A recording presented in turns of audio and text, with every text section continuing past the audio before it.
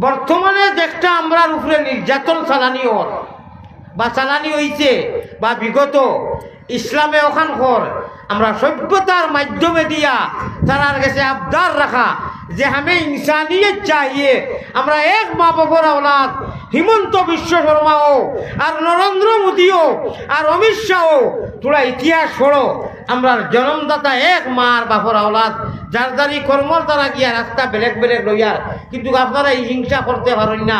এই হিন্দুস্তান আপনার যতখান আমারও এই ইন্ডিয়া আপনার যতখান আমারও ততখান।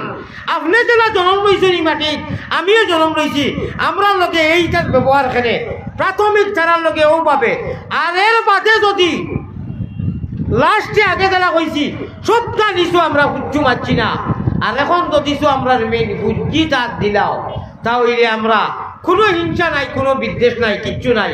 আমরা জীবন নিতে যেমন প্রস্তুত জীবন দিতেও প্রস্তুত। কবরস্থান নিচাইগি মুর্দা উঠাইয়া নিচাইগি মুর্দা ধুইতে দিচাই নাই সমস্ত মানিয়া নিছি ই কথা আর মানা যাইব না।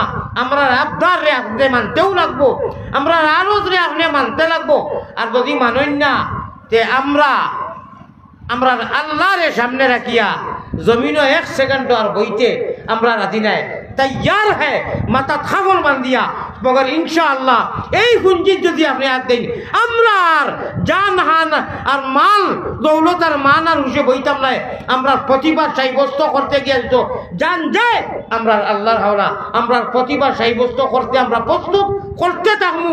সাংগঠনিক নিয়ম নীতির ভিতরে আপনি মানাও লাগবো কারণে যেহেতু আপনি যারা মানব আমরাও মানব অবশ্যই আপনি কি দেখুন না কত অন্য ধর্মাধর্মীর মানুষ আপনার নিন্দা জানার গরিহনা জানার দিন না জানার আপনি হুশ করো বেরো ধরো যে কই আমি সামান্য জ্ঞান দেখুয়া তখন আপনি বুঝাইবা আপনি মানসিক সীমা লঙ্ঘন করে নিয়েছেন।